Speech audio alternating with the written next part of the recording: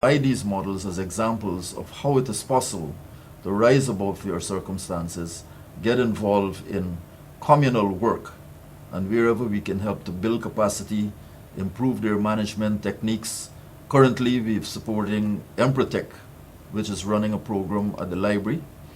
Two VSOs are running it. This is in agro-processing, where they've brought together persons from a number of regions who've been involved in things like pepper sauce, achar, and so on, and really looking at refining the techniques and the methodology, giving them some production line management.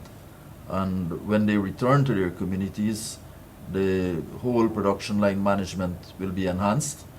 We're also identifying some trainers among that group who will then be able to travel to other parts of the country where other communities and other groups can benefit from this kind of value added in terms of knowledge and techniques. So it's been a real pleasure, I think. I mean, there's a lot more we can do, but I think in an incremental way. Look, every little effort helps, Yeah. and I'll tell you this because from my own experience in IPED and Guyana Youth Trust, we are now right across the country. We serve all the areas, all the Amerindian areas, Yeah. and the service is available. And the reason behind that, the motto that I started way back in '86, helping people to help themselves. And, you know, we also do training. Yeah. We carry out very, very extensive training and help them to move onwards. Also tell them the usage, okay, how you could save money. Yeah. Don't spend more than you earn. I think this is all the basic things that we got to get over to the people so they become self-supporting members of society. If you do that, you're helping the community at large. And finally, the country benefits because you have more people employed. And in our case, in the case of IPED, we have a lot of single mothers who would have nothing to do, giving them a livelihood, see them off the ground. So they could be also self-supporting and help their families and members of the community. So Joe, highly commendable what you're doing in that respect. So give us some of your experience in the interior. I know you spend most of your time in the army, in the interior areas. I mean, yes, so my first love is the interior, and there's so many experiences that I've had. First, I would like to say that a lot of my education, apart from the formal education of Queen's College or the university or overseas, really has been, as Dr. Reed used to say, the university of life. You know, in terms of patrol activity, you come into contact with the pork knockers or the lumbermen, or you have a waypoint at an Amerindian village. And in my day, the oral history that Fred Mahaika at Kurupung, or Nash Atkinson, or his brother Salvador at Aishalton, or the Alicox from Surama, how to manage yourself in an environment which some people see as hostile. The minute you mention about a jungle, people feel the snakes and all sort of creepy crawlies and so on. But for me, the jungle is a safe place. It's cool, and if you know how to manage yourself there, to avoid things like malaria and using contaminated water. I've never had malaria, and I'm very proud of that. Proud, yeah? Yeah, I mean, for the length of time I've been in some very remote areas, I've never had malaria. I was never bitten by a snake. And I think it's a mutual respect. You treat the jungle as a living entity. Yes, yes. And the Brazilians, in fact, their jungle warfare school in Manaus, always inculcate in their students the fact that the jungle has a life. It breathes. It has biodiversity. And if you mistreat it, meaning that you destroy it, you're destroying yourself. It will rebel. Yeah. It will throw diseases at you. Okay, it behaves in that way. But you asked me about some of the experiences I've had, and these are, one particular group that I've been associated with since 1969 are the YYs. The YYs came from Brazil, from Apuera and Anua. They were displaced when the road construction work, and people were looking at setting up ranches in different parts of Brazil. They came over, and the missionaries, the Hawkins brothers, were the first to make contact with them, and they became Christianized. But they didn't lose the essential elements of their culture. In 1969, after the Rupununi uprising, I visited them after the rebellion was over, and I had close to 6 months in the Rupununi when I was in charge of all the operations in the Rupununi. I met this great chief of the YY, whose name was Elka. And Elka, in a sense, initiated me into the tribe. This was myself and Captain Derek Murphy, Brian Murphy's son. You probably remember Brian from Ogle. Derek was my pilot. We flew in there, and the missionary who was a translator, Rod Ketchum from the Unevangelized Field Mission, was the interlocutor between ourselves and the YY Council.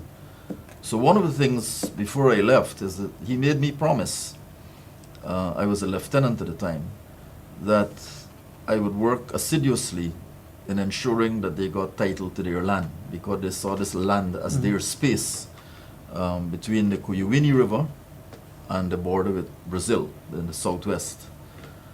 It took a long time, but I was very happy when in 2004, President Jagdeo agreed to provide them what is called an absolute grant, absolute title to the land, which is about 1.5 million acres. And they are just about 300. I first met them at the village of Conashen. They moved from there to another village called Chaperime. From Chaperime, they moved to Akotopono, and from Akotopono, they're now at Masakanyar. Many of the persons who became Cariatomos or Tushaos or the Cacique were people that I knew as children growing up. So the current Cariatomo, for example, I knew him when he was a child growing up. Yes, yes. And I was very happy that, one, we were able to, when I was in the Executive Director of Conservation International, to work with them in a very participatory way. What people do not realize is that the vocabulary of people like the YY was very limited, in that they didn't have words that we assume they understood. So protected area doesn't resonate with them because they don't have a word equivalent to protected. You have to tell them a story. And then when you tell them that story, they say, oh, yes, we do. For example, you said protected area. We were protecting this from the time we came here. Yes, yes, yes. So you can go into an area and speak, and somebody attempts to translate.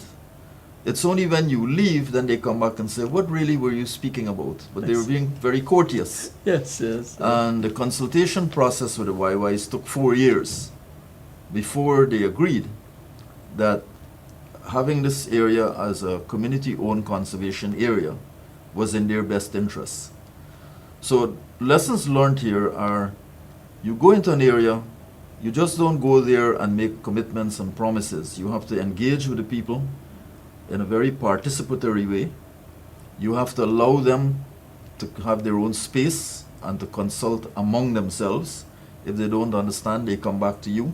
Only when they're thoroughly conversant with what you're trying to do, and they buy into it, as we say, then you have a way forward. The second experience I have is working with people like Adrian Thompson. Adrian, as you know, was the foremost explorer. Man, yes, yes. And like your mentoring, which persons like myself can attest to and benefited from, I benefited from that association with Adrian. He took a number of us young officers under his wing and introduced us into the world of expeditions, mountaineering, long hikes, archaeology, anthropology, and then when Dennis Williams came, he and I also, had a relationship whereby any anthropologist or archaeologist coming into Guyana, wherever I was in the military, they would touch base with me, and I would either accompany them or have troops assigned to them. In that way, as I mentioned earlier, the University of Life, Yes. the accumulative experience of association with many of the movers and shakers in not only the world of government, but also in the private sector, in expeditions, in health, in geology, in archaeology, in anthropology. I remember going on an expedition with the then director of chemical, I think he was the head of the chemistry department of Booker's at the time. He did that sculpture you see in the large lecture theater at the university. University, yeah. Yeah, I went with him up at the back of number 66 village, all the way in to look for a mound where we believe Amerindians lived many years ago. So, for me, my love of the outdoors was such that it opened up different vistas. Visitors in terms And of... I maintain those relationships to this day. I mean, and they help you appreciate yes, and I felt the people in the interior more so than most people. And also human beings in general. Why we are different. Why we do things in a certain way. right. If we can't appreciate that, that's life itself. Yeah. I think Joe, there's I'm there's a lot afraid that we inter- we Yeah. come Okay. how quickly half an hour runs. Yes. So as I said at the very beginning, we got to do this in two parts. This is the first part, your interior life. Then we'll come later on to your military career.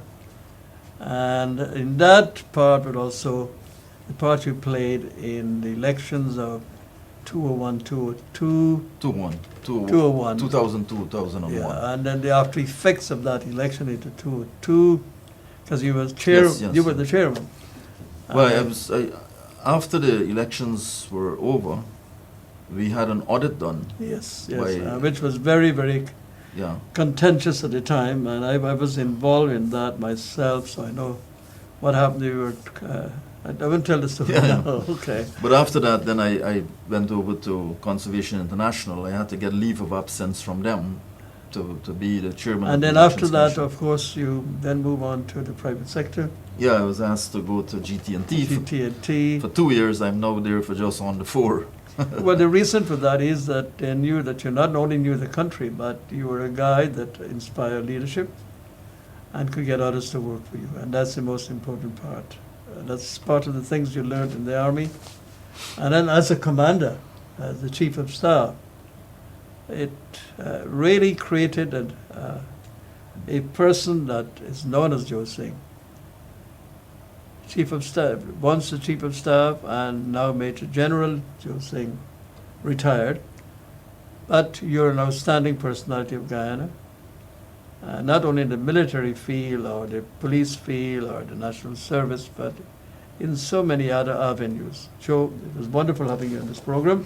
Thank The you. last word is with you, but we're going to continue this. No, I want to say again how important I think it is to share experiences. I've always felt that some of the older persons in our society who have made their mark on the society, we tend to honor them at their funeral. I don't think that's I'm not right. speaking about myself, but I do believe that in every region there should be a movement to identify those who have Contributed. contributed to this country and to recognize and acknowledge them while they're alive. And I hope that that has some resonance with others who are looking at this program. Well, I do hope so, because, role models are absolutely necessary in this land of ours. We don't have that many. And Joe, you're undoubtedly a role model of huge proportions. And I hope you'll continue the good work in all the other areas you're working in. And you only have to knock on Joe's door. You don't even have to do that. You give him a call. And if it's challenging enough, even say no. Joe, thank you again Thank for you being. again, yes, sir. And this is only the first part, viewers. The second part of this, the most fascinating part, is yet to come.